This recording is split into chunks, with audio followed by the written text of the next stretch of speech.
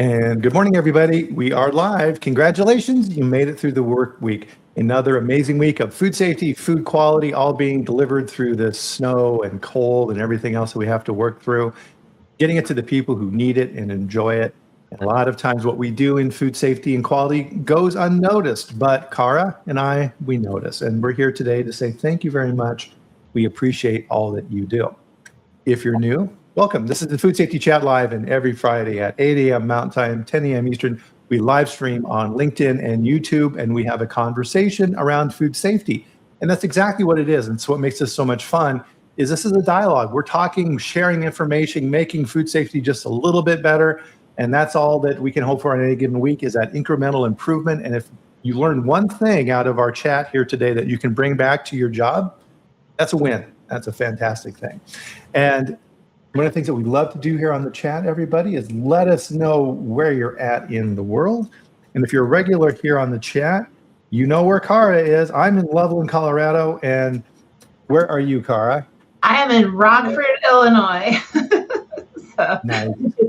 It's chilly today. It's been chilly and it keeps on. Oh, man. So, yeah, Michelle, Trish. Well, welcome, Trish. Nice to see you. Tim in Middle Tennessee. Tim, I'm going to be sending you a message here later, so watch out for that. So we'll do some coordination here and all that fun stuff. So this is going to be kind of a fun chat. We're doing some new stuff here today, so we'll get into that here in a little bit. But in the meantime, please join Kara and I for a drink of your favorite beverage. Cheers. I used to travel to Rockford every now and then. Back when Dean Foods was created and acquired, they had a facility there, and then the merger happened, and a lot of stuff got moved down to Dallas from there. But when I was still there, they were still doing some stuff there. They had empty offices and stuff, which is always kind of sad. Yeah. But I have been to Rockford. Oh, it's a really lovely little town. We kind of live in the outskirts of Rockford, so we a little bit more of a suburban kind of feel. So, but it's really nice. I mean, we get all the seasons. I was born and raised in Wisconsin, and I thought, I'm crossing the border, kind of a traitor here, but really, I'm so close to Wisconsin. Yeah, it's Wisconsin South, right? So. Yeah, it's all kind of together. So one of the things that we love to do on the chat, everybody, is torture our guests with the dad joke of the week. You got to do the paper thing, like Letterman. All right, Kara, are you ready? Yes, I am. Okay. Good. And today's a little bit of a mix-up. It's more of a trivia thing than it is a dad joke. But I was really surprised as I was on X or something, and I found out this fact. And I was very surprised by this. Did you know that dogs cannot use MRI machines? I did not know that. Very true. Why not? But cats can. Oh, so bad. Where's your phone? There we go. A little bounce. We'll do that again. Crazy. So I did to address the comic books in the back. Yep, there's comic books. Brian and I have already had this conversation. My boyfriend collects them, so we display a few in the back here. So a lot of Spider-Man back there. Yes, that's his favorite character. And I'm not a comic book superhero understander, so I'm a lot. Well, that's okay. It's I have a friend who's super into it, and he likes collecting comics from the 1950s. Oh, yeah. So he's got some really cool old comics, and it's pretty amazing for those. That is. So this is going to be kind of a fun chat. And as we're talking about here a little bit as well, I have some information to share at the end of the chat as well. So make sure and stay tuned for that. So normally we kind of wrap stuff up around the 5-minute mark. So Kara, I'm going to ask you to keep me a little honest here. I will keep honest. Yeah. We'll kind of switch over to the announcement piece of things about the 10-minute mark instead of the 5-minute mark. So that's perfect. Everybody, you're going to want to hang around for that. But what we're doing here today is we're kind of looking at and giving everybody kind of a forensic view of what we do in food safety when issues happen. And so we're gonna do this live with you guys. And as we're doing this, let's get your comments in here too and give us your take on these as you're seeing these as well.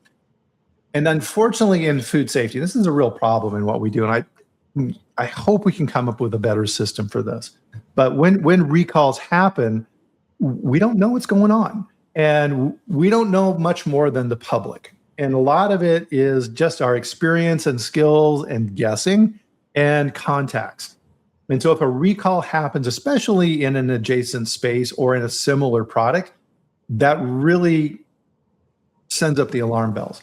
And one of the main sources I use for tracking information and posting is on the Food Safety News, which Bill Marler started, which now offers a subscription base. Bill was paying for all this out of his own pocket forever.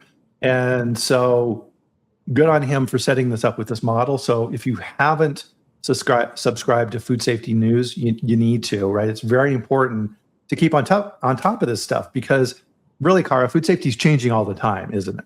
All the time. And I agree with you. Anytime you can get information, right? I always tell, when I teach PCQI, I always tell the students, subscribe to the FDA recalls, subscribe to the USDA recalls, you can subscribe to all those and get those in your inbox immediately. Even, I subscribe to the Canadian, to EU, just so that you know what's going on in the globe as far as food safety is concerned. Right. And I think it kind of comes back to that central theme of what we've been talking about here a lot on the chat, which is we need to be more predictive in what we do versus reacting. If you're out in the marketplace and you can see, ooh, there's a big recall going on with non-fat dry milk and there's salmonella. Maybe I should make doubly sure that if I have non-fat dry milk in my plants, that it's okay. Pull some samples, send it out, put some lots on hold, be extra cautious. Talk with the source of the recall, make sure that your lot codes aren't involved. Because a lot of times, that's one of the examples that we have here today, recalls expand and they get bigger and now all of a sudden you're caught. And worst case scenario, your ingredient is involved in a recall. You can't find any alternate suppliers. Another pro tip, have alternate suppliers. And you're shut down. Right? You can't manufacture. Exactly. And I know we'll walk through, a lot of these examples, but it's really, so again, hard to predict, right? Mm-hmm. And if we could make it more predictive and just have more communication and sharing best practices. And again, we don't have the answers, right? But maybe there's a solution in the chat. So. Yeah, hopefully so. And that's a good point because sharing information, again, that's what we're here about. Mm-hmm. And a lot of times it's, we're caught scratching our heads and thinking, well, what's up with that? That, what is going on? And if you're of a certain age, there was some really good Saturday Night Live sketches a while ago, and there was like a fake talk show and that was the name of the talk show. So I was thinking about that. So here on the chat, we're getting really fancy here. So here we go. Woke up this morning and I got out of bed. Got a big old cup of coffee to clear my head. Went to a concert and down I sat. We gonna rock out with What's Up With That? Ooh, yeah. What's up with that? What's up with that? I love that. And I was afraid that Jason Sudeikis, who was on I think it was Jason Sudeikis, would do the Cabbage Patch in the back. I was afraid that you were going to ask me to do that. With this little, he'd be doing the Running Man in his red tracksuit. Yes, exactly. Yeah, it was hilarious. Oh, no. So what's up with that? So what we wanted to do here today is go through some recalls. And these are real recalls that I pulled preparing for this chat with Kara last Friday.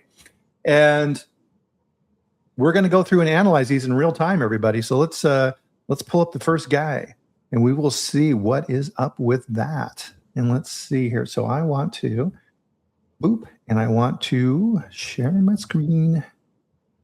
And I'm going to come over here. There we go. All right. So first up is this one. Is So this is lactalis and Danone. And this one really caught my attention because as we know, Kara, by heart, botulism, toxin, right? They ended up recalling everything with that. And I saw this and I was like, yikes. Yeah. What was your initial reaction when you saw this? Same thing, just the infant formula, we just can't seem to, again, predict, right? I feel like we could predict, but there just seems to be so much around it. And I know there's been a lot of work. I know people that have been working on it, but it's just, again, that's my first thought was like, not again, right? Not again, but different, because now it's Bacillus cereus. Exactly. And in there. Yeah. Yeah. If you're a mom, right, you're really losing trust in infant formula. That's for sure. Yeah. It is scary. It could be very, very scary. I know. And again, I don't know if I've told this story in the past, but my son was born 3 months premature. And so we were in a NICU and they actually had, and again, this was in the early, it was in 2000. There wasn't a whole lot known about Chronobacter, but I kind of suspect that there may have been some type of outbreak because all of a sudden babies were getting ill. And one little girl actually ended up having to have a portion of her intestine removed. Yikes. Because it's terrifying when you're talking about a 2-pound baby having that. And I wonder, because it was the neck, which is like necrocolitis, which is what is the result of many times of that type of infection. And so it's very scary. And just to witness that in essentially real time was very, very scary. So I feel for the parents that are trying to navigate these, it's nutrition for their babies. So. Exactly. And so as you're reading through this article, what are some of the things that I look for? So, all right, so there's a toxin that's being produced, and what I'm noticing, and so I've had clients who play in the plant-based beverage space, and Bacillus cereus is becoming a bigger and bigger risk. Why? Well, number one, I mean, it's in the bad bug book. FDA is aware of it, but people haven't really paid a whole lot of attention to Bacillus cereus. And, somebody leaves the potato salad too long out at the church picnic, and Bacillus grows and produces toxin, and people get some food poisoning. So Bacillus cereus itself is not necessarily the problem. It's the toxin that it produces.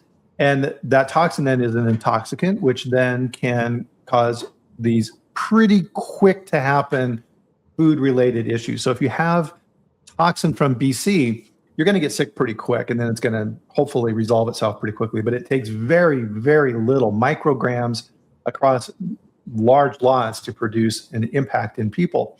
And a good tip on this, and something you need to be looking at, and with this product, I can see this as well too. So my takeaway from this is that, all right, you have a powdered product, you're producing a slurry, you're then spray drying this, etc.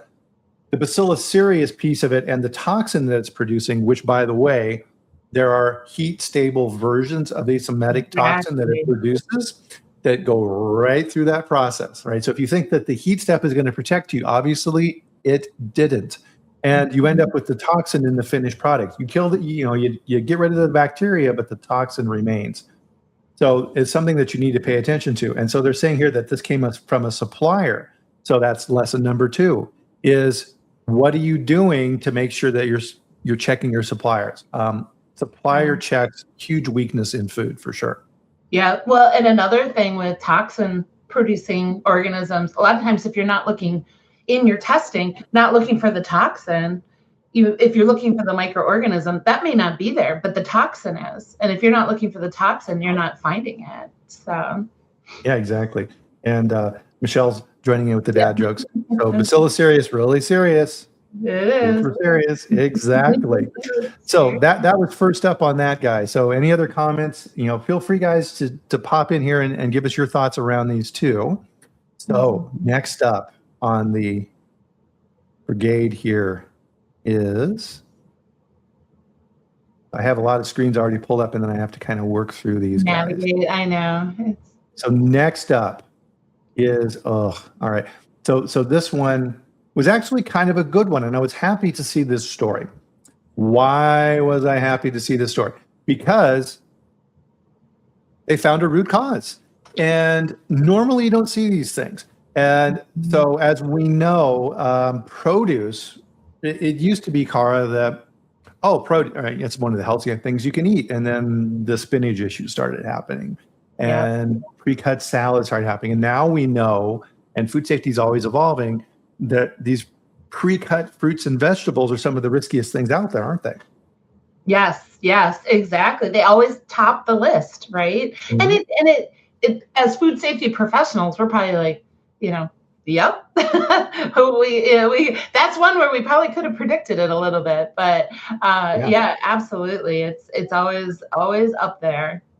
Well, and you know what shocked me on this is this was actually an oopsies, right? So as you read the first line here, a former Dole executive quietly revealed how company investigators found the root cause. So in other words, they didn't want to share this. It was probably a presentation or something, and they were talking about it.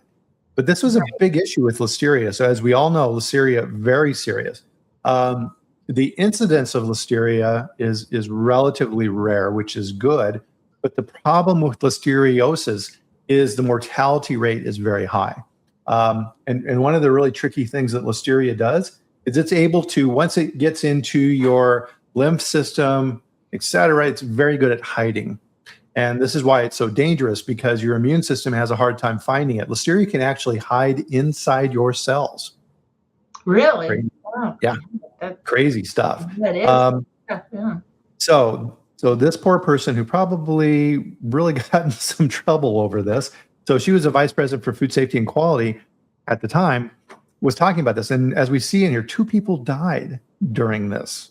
Right. And it's like we say, that's why, and I think if you, like a person that is the public or whatever, a normal consumer that doesn't have the kind of food safety background that we have, may look at the statistics and see there really aren't that many cases of listeriosis, but the effect of them, like you say, is so detrimental.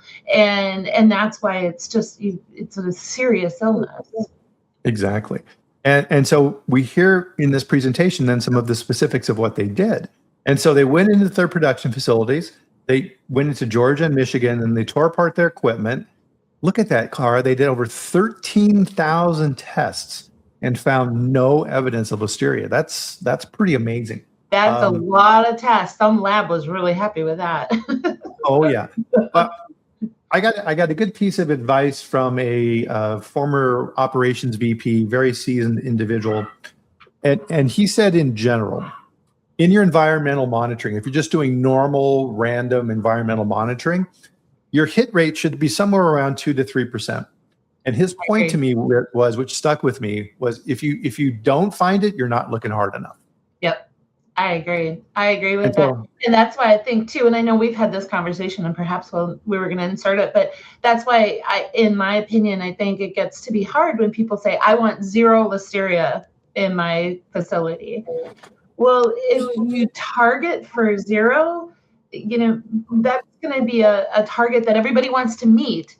And I understand, but maybe they're not going to be looking as hard, because it's like you said, you should be finding. You're most likely going to be finding it in your exactly.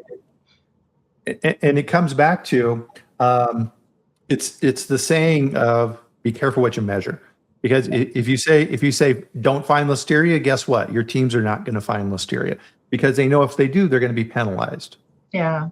So they're going to swab like this, right? Boop. Yeah. They're not going to get in there and with the sponges and really go crazy. They're going to find every flat, shiny surface that they can swab. Yes, like Michelle says here as well. Better to find it yourself than FDA finding it. 100%. 100%. Yep. So good on Dole here too, because they didn't find anything, and then they actually started going backwards, and they actually started looking at harvesting equipment. Who does that? I mean, that's very that's out in field, and part of this with the produce industry as well is a lot of times this is shared equipment, right? It goes from field to field to field. So they were being very smart by looking at it, and they saw that dirt and debris were trapped, right? So they've really done a good job, accidentally, it sounds like, of actually going through and doing a very thorough investigation. And one of the things that they did here as well, which I want to point out, is this is a good investigation from the standpoint of they went backwards Yes. through the process. Yeah. Very smart of them to do that. And try to narrow the scope, right? And I was just going to interject here because I actually was part of a conference a few years ago. A similar incident happened in Wisconsin, and the Wisconsin Department of Ag actually traced it back. It was a farmer's market issue where peas were implicated, and they traced it back to harvesting equipment. And they actually they presented it like it was very public. They wanted these producers, these smaller producers, to realize it's not just your processing equipment in the facility. You need to make sure that you're looking outside the box sometimes. Yeah, exactly. That's a good point. So for the next one, and this is one that I rail on quite a bit, and we see it more with our friends in Canada for whatever reason. Not really sure why that is, but it's this dude, and this is one that I hate. Enoki mushrooms. Enoki mushrooms. My God. Right. So you can kind of see in this picture from the recall, it's these long, spindly mushrooms with tiny little caps, and they kind of grow in these big bunches like this. And we have recalls for these enoki mushrooms. I see this every 2 or 3 weeks to a month, where another company has listeria in their enoki mushrooms. And some dishes, they're cooked, other ones are not. And you're really asking for trouble with enoki mushroom. Yep. Well, and by this point, you should have a clue that there's a risk, right? I mean, again, we're tied into this, so we know, but absolutely, I agree. There is a risk, and cooking them is probably your best option for getting rid of that microorganism in there. So Tim's sharing some very interesting information. So Tim is saying he's got some case studies on this information, and so he's saying here, Justin Kerr has a lot of information on this. Awesome. So if you want more information on that, just reach out to Tim. He's easy to find here on LinkedIn, and I know he'll be happy to share that information with you. Thanks, Tim. Appreciate it. So pretty much, if you have enoki mushrooms in your process, get rid of it. Get rid of that stuff. It's a no-win situation, right? Right. Why bring contamination into your operation? Mm-hmm. No, I understand. Yeah. And like Michelle said there, they're lightly cooked because they're so delicate, but not enough to mitigate the problem. So yep. Don't take a risk. All right. Next up on the list of weird stuff here for this week. Oh, this one's another weird one. All right, here we go. Sea moss. What the hell is sea moss? Sea moss gel recall because of risk of, here's another botulism one. Very surprising. Botulism used to be, you'd see maybe one case every 5 years of botulism. We know how to control it. We know how to make sure that Clostridium is killed. I see these stories, I'm just like, what? Botulism? Well, and maybe it's, and again, in my opinion, maybe it's a combination of we're getting better at finding it, and all like sea moss gel, more unique ingredients, unique products. So this, I would be curious if anyone has eaten sea moss gel and like, what's the texture and is it? But Kara, it's a superfood. I mean, come on, it's got to be amazing. I would just be now. I really do. I might go try and find it. It's probably all off the shelves right now, but it's kind of. Well, I don't know. With the poor job they did at getting the By Heart infant formula off shelves. I mean, come on, Target. Terrible job on that. And so as you look through this, and a lot of times too, what I'll do behind the scenes is if you have the name of the company, look up the recall information, look to see if warning letters are written. A warning letter is a treasure trove of information on what happened. Now, FDA will redact some information, but if you've been doing this for a while, you can pull a lot of good information out of this. And even from this announcement, Kara, here's what I'm getting out of this. Number one, right? Look at all these products. Pretty much everything that these guys are manufacturing. Yeah. And my guess is these guys are a small outfit because they didn't understand food safety. They Right. had the lack of required regulatory authorization. They weren't even authorized to do this, and they Right. didn't have any temperature monitoring for a pH-controlled food. So as you're looking at these LACF, low acid canned food regulations, were probably involved with the manufacturing of this product. So Yep. FDA came in. Here's the website, and looked at this operation, and they were like, "Holy crap!"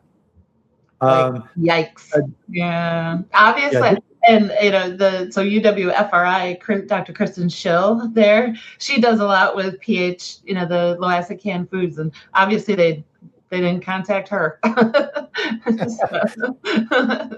Because I think she would have. So Sean's point here is funny. Pond scum, the newest superfood. Yeah, and all right, what is a superfood? Hell if I know. Nobody knows what a superfood is, right? That's just goofy marketing people coming up with names. And when you look at this package of this superfood, right? It's vegan, it's GMO free, it's certified, it's crafted with minerals. Wow, that's amazing. So And salt. yeah. Yeah. And a lot of times people think that organic certification or small handcrafted mom and pop type stuff is better for you. It's often riskier because they don't know what they're doing. And Or they clearly, don't have the resources. And yeah, I appreciate it. I get reached out by, some smaller processors. I appreciate that. I'm gonna help you if I can, and I will tell you, like, don't. You don't want to have that liability. no. So, yeah. And yeah, just because your grandma had a fantastic recipe for salsa, Yeah. okay, great. Make your homemade salsa, eat it at home, eat it quickly. Once you stick it in a jar, the rules change. Very much. And when you're selling it to people, it's very, very risky. Like Brett says, oh, but it works. Yeah, okay, sure it does. So my radar is always up on these type of things. And to your point, even if a company hits on something and it's reasonably successful, now all of a sudden that company starts getting a little bit of money. They don't know what they don't know. Now all of a sudden production starts ramping up. They're using a co-packer to make this stuff, and they're just flying by the seat of their pants because they're just hoping to keep the business going. And that's a recipe for failure. So my guess is the pond scum, True Sea Moss is probably going to be out of business. Yeah. Probably should be. Yeah.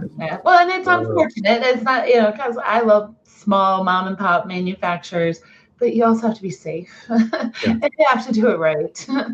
And sure people my are. experience is always, the entrepreneurs who are coming up with these ideas don't come from our space in most cases. It's a marketing person who goes out and starts a company because they had a cool idea or something like that. Or, again, grandma's recipe. And it's, be careful, buyer beware. Very careful. All right. I don't Next know. I'm not sure what the market is on that. So. Next up, here we go. Is this fun one, Kara? So breadcrumbs recall because of undeclared milk and eggs. All right. Allergens. So, always allergens, right? And I preach on this all the time. It's always the three categories, top three for recalls every year: pathogens, foreign material, and allergens. Mm-hmm. Always those three. And when allergens always seem to lead the way too. So. Mm-hmm. And when you look at this, the first thing that pops to mind for me is, well, there's probably two main areas of potential source of failure. Number one is, all right, so you have undeclared egg and milk. Were those ingredients in a subcomponent and they didn't catch it?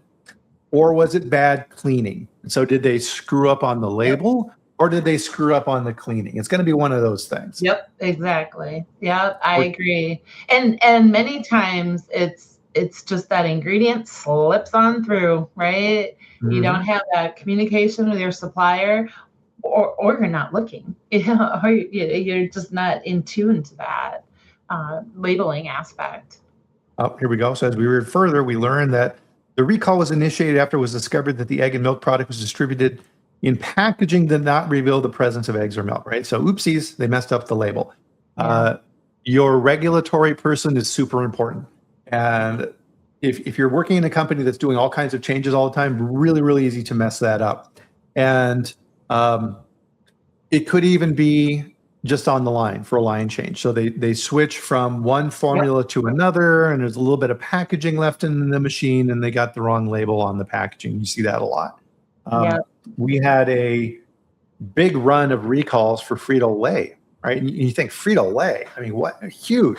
But they had a run there for a while where they had 6 or 7 recalls for undeclared allergens in their products.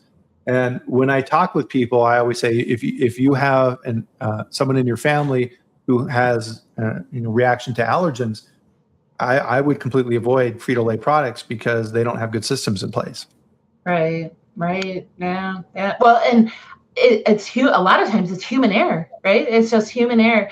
I have a friend that used to work for a large company, and they had a recall for no milk on the label for some gravy product. They had 7 different people look at the label before they put it on there. 7 different people to look at it. And I mean, that right there, again, what's up with that? It's like, it's been around here. It's like somebody should have caught it at some point. And that's a good example too of why you need to look at your suppliers really closely, because are they doing a good job of managing the allergens in their facility? A lot of times you see companies that just send over the questionnaire, your allergens checklist, go through this form and fill it out. Do you have allergens in the facility? You have shared allergens on those lines, and they'll just file that away. And Joe's freaking out about the 43 in the FDA. Yeah, isn't that crazy? Yeah. Shame on Frito-Lay. But do your suppliers have good programs in place? Yes. Are they even telling you the truth, right? Or a new customer comes in for them, and now all of a sudden they do have a new allergen. Are they going to call you up and say, hey, guess what? Probably not. Supplier verification is so important. So important, and it often overlooked in my experience. Often overlooked. Absolutely. Yep. And Sean's echoing what we were saying, right? It's those changeovers. Yep. Super important, right? Those operation guys, right? They're under pressure. They've got to get that out. Any layer of complexity in a plant increases your risk every single time. Exactly. Yep. I agree with that. And I always push for this. Get your procurement people and your marketing people on your food safety team, or like your HACCP team or whatever. Also get them trained, because then they probably don't know what the top 9 allergens are. If they have a clue, and they're the ones that are kind of responsible for the development or in product development too, that cross-functional team and the communication is really important. Yeah, as well, that kind of triggered a thought for me too, is let's say that the sales guys decide they want to start selling the product overseas. Well, now all of a sudden other countries have other allergens. Mm-hmm. Exactly. And you also have sensitizing agents in other countries. Yes. Yes. Mustard, lupins, things like this. Nobody's checking for those. Right? Yeah.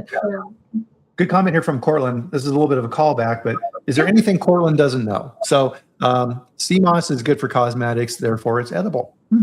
Okay. Interesting. Well, did not know that. So put it on your face. Don't put it in whatever the hell they were making. All right. How's everybody liking this? Are you enjoying this? Is this helpful? Let us know what you're thinking. I'm curious too. Like maybe we're off base, right? Like maybe we're not in the know here, but yeah. Hey, Jose is here. Jose is such a busy dude. I'm always happy when Jose is able to join us. So thank you, my friend. So here's something else, Kara, that we see quite a bit in recalls. All right, so you got this product here, and let's see, what were these dudes? Date sweetened chocolate bars. So they're using dates for their sweetness source. And whenever I see this, Kara, this is like, all right, so they expanded their recall. So this was the second notice. So FDA came in, had a recall, and then they expanded it, and they added all this other stuff to the recall. And this is for salmonella. Okay, so what this means to me whenever I see these things is there was a recall. They found salmonella. So chocolate is a big source of salmonella. Yep. Anything, right? So cocoa, anything that's close with the ground is always a risk. So FDA went in, did their investigation, and they had really bad systems. And FDA said, yeah, okay, you knuckleheads, you need to recall everything because you got more problems than what we're seeing. Mm-hmm. Yep, exactly. What it usually says to me is poor documentation. Their document controls, their document understanding, either that or they're just not documenting, that there's no documentation system whatsoever. So yeah, Absolutely. That's always my first thought. And again, when I teach PCQI, I'm always pushing you. Just if you don't think you should document it, you should document it, and don't throw out your documents. Don't delete them. Nope. That causes more problems. Exactly. This just caught my eye here as we're talking as well. The update announced on the 14th was broadened from a recall just 2 days earlier. So it was very, very clear to FDA when they walked in the door that there was a massive problem. Big old. 2 days later. And I always love too in these announcements the lawyer language. Expanding to recall possible contamination with salmonella. I'd say it's more than possible. Right. When you read statements like that, that's the company trying to hopefully limit their liability and not scare the public and keep the company going. Because when you have a recall, that is the worst thing that can happen to a company. Mm-hmm. And everybody in that company needs to focus on that and forget everything else. And the lawyers, don't forget this if you work in food safety, the lawyer's main purpose is to protect the company. Right. Food safety, your main purpose is to protect the consumer. Yep. When it comes to food safety. Don't forget that. Exactly. And don't let the lawyers completely dictate the process you go through in this, because you're not going to like the results. Right. Right. And I mean, ultimately, what does it boil down to? At least for me, and I know for you, exactly. Protecting the public. That's our job, is to protect the public and to ensure that we do bring foods, the illness rate down, the death rate down. And there's nothing more disheartening than reading about illnesses and hearing about illnesses and death. And it just drives me, right? It drives me to do better. Exactly. And that also then highlights the importance in your company of having access to a food lawyer. There are lawyers that's all they do. You have lawyers for different disciplines and different regulatory standards, and having an expert food lawyer is absolutely crucial. You need to have that lifeline. There's a friend of mine that I've used for years with the whole law firm of Hogan and Lovells, Martin Hahn and Miley Hermida over there. Fantastic. I could call them at any time if I had questions. They were always there for me. Just fantastic team over there. And those people, are they expensive? Yeah. Are they worth it? Hell yeah, they're worth it. Right. 100%. Yeah. Because one of the worst things in a crisis, and I've managed a couple large class 1 recalls, is you need to have that external source, that external group that is not you're just being inundated during a recall. Right. And you need that objective, calm, because I remember there was times I called Martin, he'd be like, okay, Bryan, deep breath. Just take a breath. Tell me what's going on. Explain to me everything that you know. And that's an important piece here as well, guys, is knowledge during a crisis situation is contextual. What do I mean by that? That means at any given point in time, you have only a little bit of information. It's not going to pop out at you like Venus de Milo on the clamshell. It's going to be limited, especially when you first think you have an issue. You're going to have very sketchy information. You're going to have limited access to that information. You're going to have to take your best guess on whether or not you really have a crisis. Because the other side of that is true as well. You may not have a crisis. It could be that somebody messed up and they implicated your product and your product had nothing to do with it. Exactly. If you push the recall button too fast, that horse is out of the, we're hitting the cliches here, right? That horse is gone, right? He's out, and he's out of the barn. You're not getting it back in. Right. So you have to be very sure. Well, and I guess this was the whole purpose of this talk too. Many times you don't really find the root cause, or you're not exactly sure what the root cause is. And it's certainly immediately you don't find it. So I agree with you. Take a breath and take your time and be thoughtful about the process. Exactly. So next up is a disappointing one for me. You would hope this wouldn't happen, but sometimes these things happen. And so we had this cheese recall, another Listeria. And so this brand, right? So grated Pecorino Romano cheese. And so freshly grated, yada, yada. But I read through this and it said this. This company is recalling select product, including some Boar's Head brand cheese after routine testing confirmed Listeria. And I look down here, quite a bit of product. So, of course, Boar's Head, and they've been through the ringer. Very serious issues at their plant in Virginia. Was it Jarrett, Virginia? It was closed for a while, reopened now. I feel for the food, for the food safety people that are trying to fix all these problems. And now they've got a problem with a co-packer. So this company, and what's interesting with this as well is that they chose to list Boar's Head brand cheese in that header, even though it's a different company. So they're producing this cheese under the Boar's Head brand, and that's a subcategory. But what went right to the headline? It's Boar's Head. We all know why. It's a very public, right? Everybody knows it, and it's been a very public type of recall. So that's very unfortunate for the right. Company. So we're seeing a theme kind of develop around this. Supplier control, commands. Commands extremely important. So Jay's coming up with some good points here. Is need legal expertise and communication standards. Possibly, a good topic. Food safety attorneys, right? That will fall under work product rule, attorney-client privilege. So there's a couple different varieties of that, but that is protected. However, if you have a criminal case or other things under the DOJ, they're going to get that information. Right? You can't seal that in that particular instance. Now, granted, I'm not a lawyer, but every case is going to be different. And like to your point, document.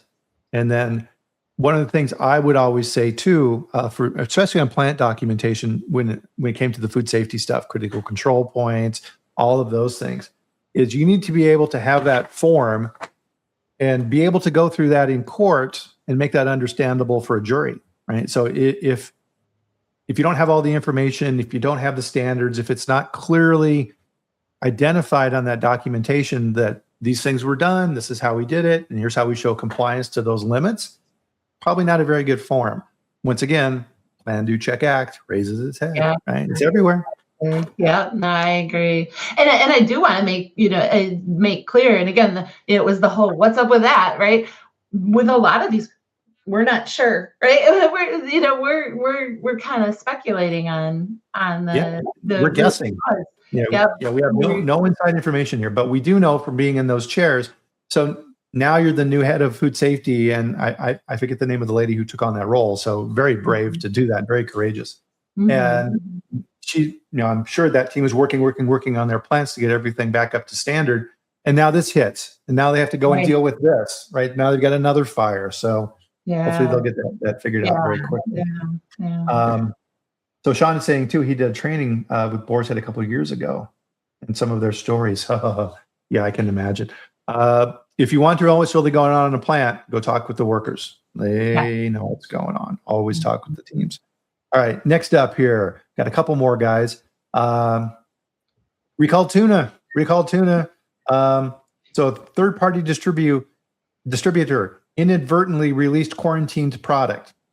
So bad quality systems. Right. And when this one came about, I was like, we don't see this too much. I mean, I would say this one is kind of the unique one, at least in my experience. And perhaps it's happened before, but they were able to catch it before it, really hit the press.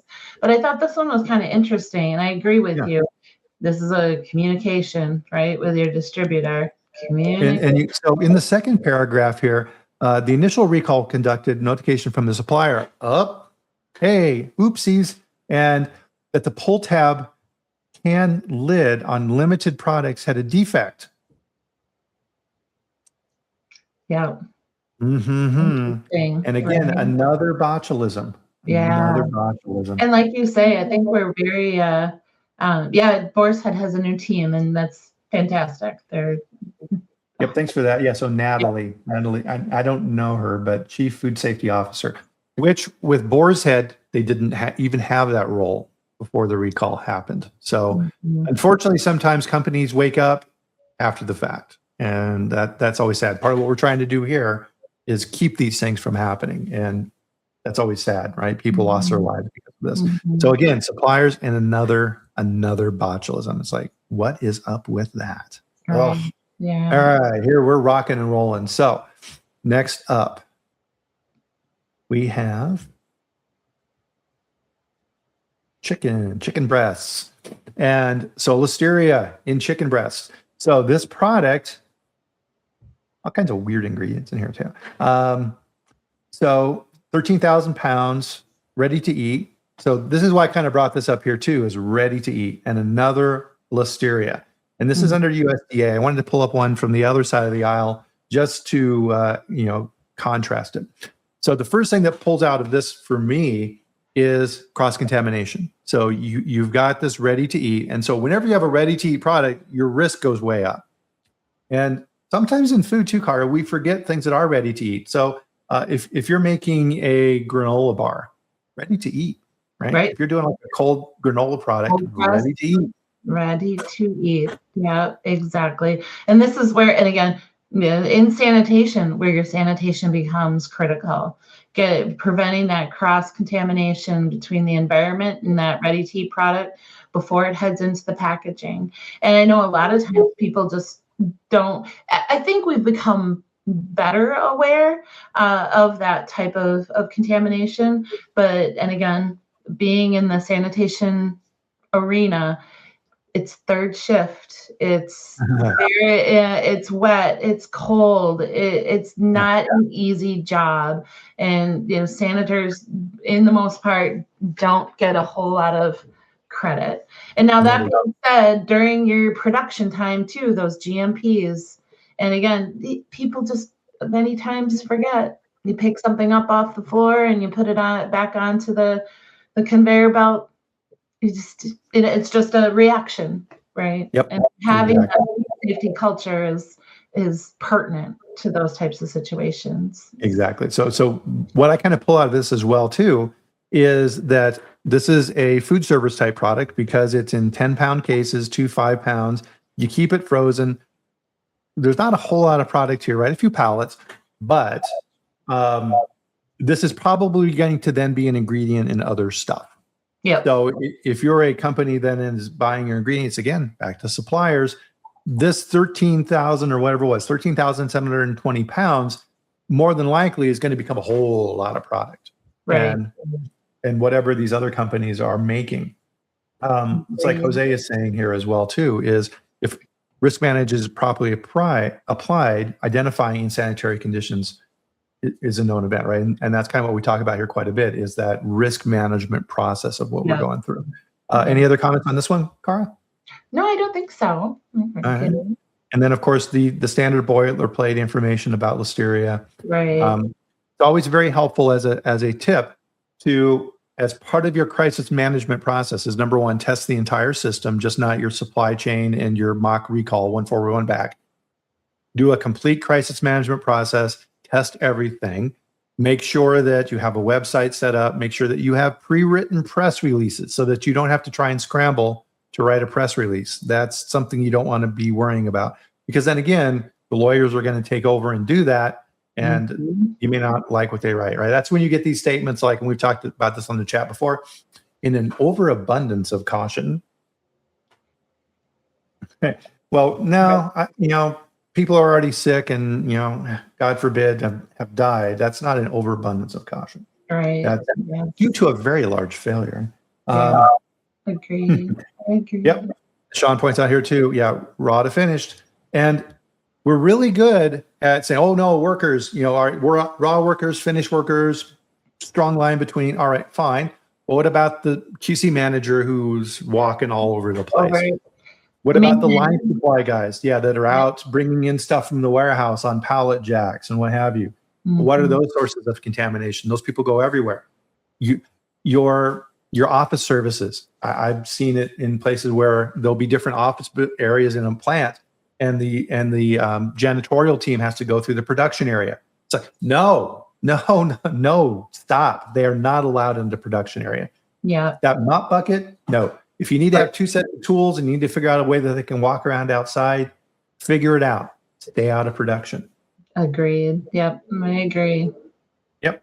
So like Cortland was saying, Stu, doesn't hurt to have FDA take a look at that. And that's good advice from Cortland as well. He always has good advice. Mm-hmm. Is build that relationship. FDA has district offices that are responsible for where your plants are. Get to know those people. And the better they know you, the more comfortable they're going to be with you, especially if you're doing things right. And that's part of it. So that was fun. I like that. Fun. What's up with that? Yeah. I feel like we didn't use that enough. Exactly. So before I kind of get to what I wanted to talk about, I also wanted to bring up, very excited here, Kara. So we've got something coming up here later in the year. Why don't you tell people about that? We do, and I'm so excited. So ChemStation puts on an annual event called ChemStation Institute. We call it CSI. And we are excited to announce that Bryan will be our keynote speaker. So we're super excited for that. It's the end of October, and Bryan will also be running a workshop at that same event with Tia Glaive and Jill Stuber of Catalyst. So we're so excited about all of that event. But yes, where's that event going to be? Chicago. It's in Chicago, October 26th, 27th, and 28th, the end of October. So we've got a few months here, but the registration is open, and we're excited to have people come and join us to see Bryan present his keynote speech. Yes, very cool. Absolutely. So part of this as well is so behind the scenes, I've been looking at different things, and this is not public. This is the first time I've talked publicly about this, but I am retiring. Yeah. I feel like we need a one. Like, oh no. So I'm not going to spend my Friday mornings. Yeah, it's weird, right? I've been doing the chat now for over 5 years, and this is episode 260 or 261 here this week, and so the chat is going to continue for the remainder of the guests that I have booked. So guests are booked through April 3rd, and that then will be the last food safety chat. But with that, these conversations have never been about me. It's always been about the expertise and the guests on the show and sharing this information. And as everybody knows, I talk about this every now and then, and I wanted to bring this up as well, is we have a website. There's like an online educational tool that I put together all the chats. And so that's this guy here. And within that, every single chat, all the way back to the beginning, and Jose was my first guest. And it was Halloween. It was a Halloween episode, which was fun. Oh. And every single chat is in this database. And it's searchable. There's like an Excel file, so you can go through and you say, okay, I really love listening to Kara. You can go through, and every single chat that you and I have done, you can figure out what the number is on that, and you can look it up. And so for every single chat behind the scenes after this ends, I go through and I edit the video. I create a podcast, MP3 file. I do an AI summary and transcript, as well as my notes for the show. Sometimes guests have extra material, and I throw that in there now.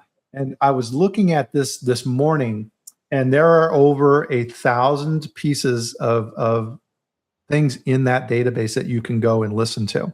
And with that, what I did with this then is I put together a special offer on this because I want everybody to have access to this. And I want this education to continue on. And so with that, normal access on this. So with this database, there has to be, you can't subscribe to it unless there's a cost. So normally to have all the information in here within the chat database, there you go, 1,058 pieces of information broken up by category. So normally it's $300 to gain unlimited access. I dropped it down to $10. So with that, everything that's in here and all the chats, I'll continue doing this until the chat ends, and you'll be able to access that at any time you want. I'm going to keep that going. Oh, nice. That's awesome, Bryan. Yeah, and I think I can reiterate, everybody in the chat is saying, oh no, oh my, but congratulations. What a wonderful thing for you, and to be able to have some relaxation, hopefully. But we know that you won't be forgotten in the industry. And it's in what we do, it's very passionate and very personal in a lot of different ways. People do this, like Dr. Detweiler, because of personal losses. He lost his son because of food safety. And that sense of, morality around that doesn't go away. So I'll still have all the equipment and everything with this, and keep, who knows? I may drop in every now and then and do some analysis like this. You never know, and keep that going from that side. But I mean, Joe's like April. Joe's my last guest, by the way. Oh, that's exciting. And so that's all booked out already. So every week I'll put a reminder in here for everybody, so this link continues going, and it's just not stuck here in this one chat. But part of this end is, well, why? Why, Bryan? So I'm getting close to, I'll be 59 here in a little while. And do I feel good? Do I feel good? Yes. But I've been watching retirement videos and things like this on YouTube, and there's a lot you can learn on those, by the way. You need to do that. One of the people on there, a financial planner, made a really good point, because I've been thinking about this out in the future. It's like, okay, well, I got lots of good stuff left in me, and still healthy and all that type of stuff.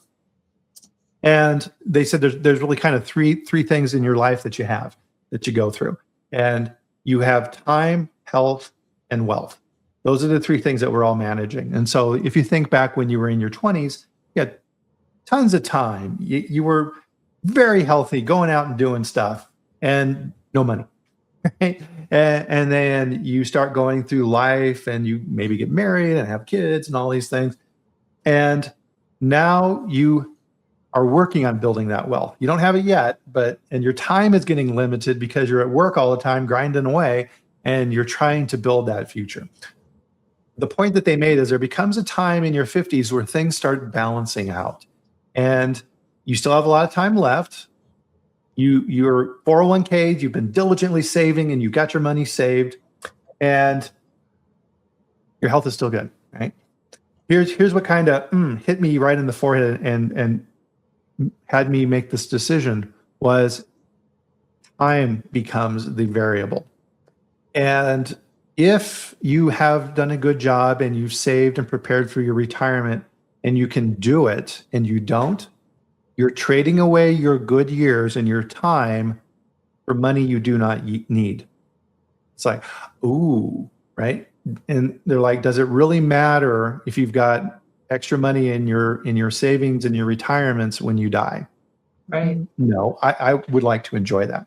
Beverly, my wife, and I, we love to travel and all that fun stuff. And we went through and we looked at all the numbers. And part of this too is psychology. Is you need more money. You'll need, I don't want to be 95 eating cat food, and these type of things. And we've been looking at the numbers like, no, we'll be fine, right? Mm-hmm. And it's like, okay, let's do it. And so we're looking at all those different things. And so, of course, I'm analytical, so I'm approaching this very analytically. You're a scientist. Yep. Yeah, but the interesting thing about it as well is it's more psychological than you think. If you spend your life saving and being conscientious with money and investing wisely and not doing crazy things, now you have to switch to spending it. And that's weird. Right? Yeah. And now you have to start reallocating and moving your resources around so that that becomes your source of income instead of doing this that we love to do.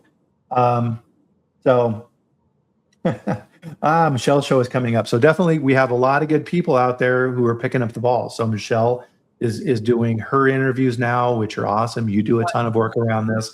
So there's lots of good information out there and people who are doing a fantastic job. So I'm not worried about it from that standpoint. I'm not worried, and I'm so excited for you, but there will definitely be a hole, Bryan. I mean, you have impacted the industry, which is exactly why we want you to be the keynote. So I am extremely excited for you. I think it's a wonderful thing, and I wish you all the best and all the health and wealth and time in the future.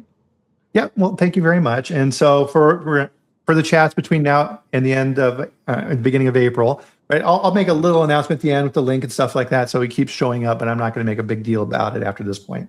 The other thing is I am traveling next week. No chat next week. No chat next Friday. And so don't get freaked out that there's no chat next Friday. And I went away and said, screw all this. No, it's just traveling for work. I'll be back. So every now and then it happens, but that's it. Any other closing thoughts, Kara? No, I just hope everybody enjoyed the What's Up With That. I had a wonderful time, and I appreciate you, Bryan, including me in this really fun chat this week. Absolutely. No, you're one of my favorite guests, so thank you for joining me on these. Of course. Yeah. No, I'm very excited. I'm excited for you.